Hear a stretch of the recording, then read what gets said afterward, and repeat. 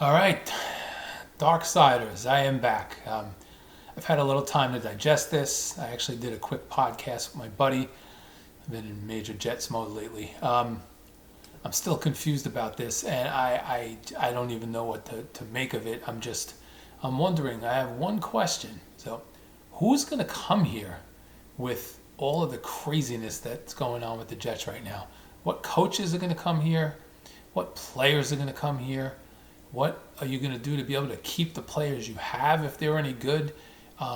This team has basically now set a precedent that they will choose Adam Gase over any of their players. It happened in Miami, and the Jets apparently didn't learn from it. So Adam Gase in Miami chased out Jay Ajayi. He chased out Jarvis Landry.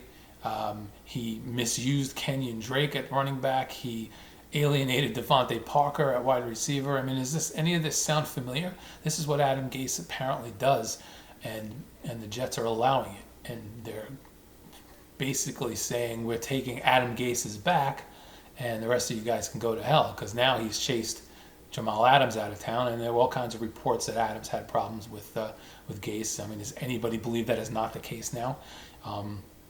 Robbie Anderson. I don't remember if he made some comments about Gase. I believe he might have, but regardless, do you think Gase maybe had nothing to do with Robbie Anderson not accepting the Jets offer? And now LeVeon Bell, which this one's mind-boggling because you got a guy like Joe Douglas who supposedly builds through the draft, doesn't believe in overpaying for free agents, is just making this franchise look less and less appealing to anybody. And the only thing that's going to happen with that is he's going to end up having to overpay to bring anybody here. Unless he really thinks that he's not going to sign anybody, he's just going to build through the draft and develop players. But, I mean, who's developing his players? Certainly not Adam Gase. I mean, everybody on this team has regressed under Adam Gase. So the question then becomes is, what do you do with all this salary cap room? You're going to overpay for old veterans. You're going to, as what my buddy said on our podcast, you can overpay for 1 year veterans who want to do a prove it deal and then go somewhere else. But what kind of sustained success can the Jets offer anybody who wants to come here? And that includes coaches. So I have to, at this point, just wonder about Joe Douglas. I hadn't wondered about him till now. He was kind of, I kind of let him off the hook, to be honest with you, because I do understand the business side of how the NFL works with the salary cap and rebuilding. And just because the Jets are constantly rebuilding doesn't mean they're doing the wrong thing. They're just not doing it well when they do it, and they have to start over. You hope that the next guy, which in this case is Douglas, will come in and do it the right way.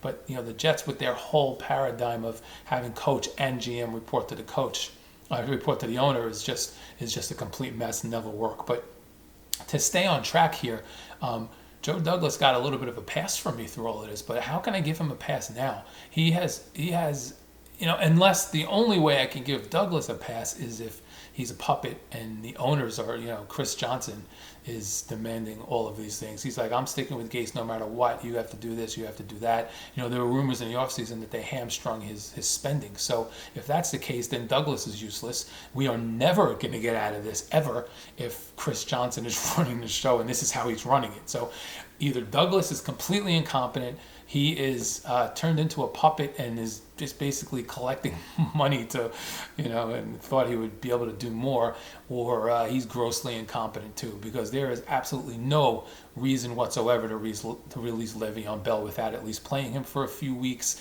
and trying to showcase him a bit for the offseason. I don't remember when the trade deadline is. It's probably pretty soon, so they may not have gotten anything for him this year, but let him play out the string. Demand that your idiot coach uses him correctly, because he's been misused completely. He's been misused, he's been underused, and as is Gase's way, he doesn't utilize any of his players correctly, but particularly his running backs for sure.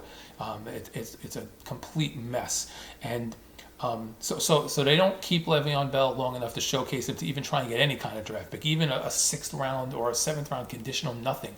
Everybody knew the Jets had their feet to the fire, and Bell had them by the balls, so they just said nope. And knowing that he would either be released or they could get him for nothing in the offseason. And now what's going to happen is a team like, Indianapolis, a team like the Niners, who are having running back trouble, the Chiefs, even though they've got that young kid, somebody a contender is going to pick up LeVeon Bell, and he's going to do a good job for them because they'll utilize him correctly. He's not going to go to a crappy team because they're going to cut him at the end of the year anyway. Bell's contract is going to basically dictate that he gets cut. So it's going to be someone on a half-year deal where they're going to bring him in and hopefully utilize him. And if they don't, great, they cut him. If he helps them out, then great for him. But it's going to be a contender. So the Jets basically just helped some team potentially get a lot better for nothing. I don't know the salary cap ramifications. I'll have to look it up, but I'm pretty sure the Jets are on the hook for all of this money. It's not like they can, they're certainly not going to, get a salary cap break. So they eat the money for the rest of the year. They obviously already cut him, so he'll count $4 million against next year. And they were kind enough to help someone else out in the league for absolutely nothing. So all of this blows up in a day or two and they trade him immediately. But we can't fire Adam Gase because it might set back the progress of others.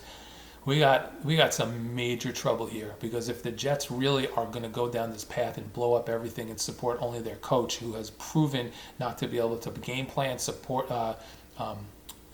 develop his players, or even maintain their loyalty or respect, then we may have a bunch of years ahead of us where this is just going to continue to get worse.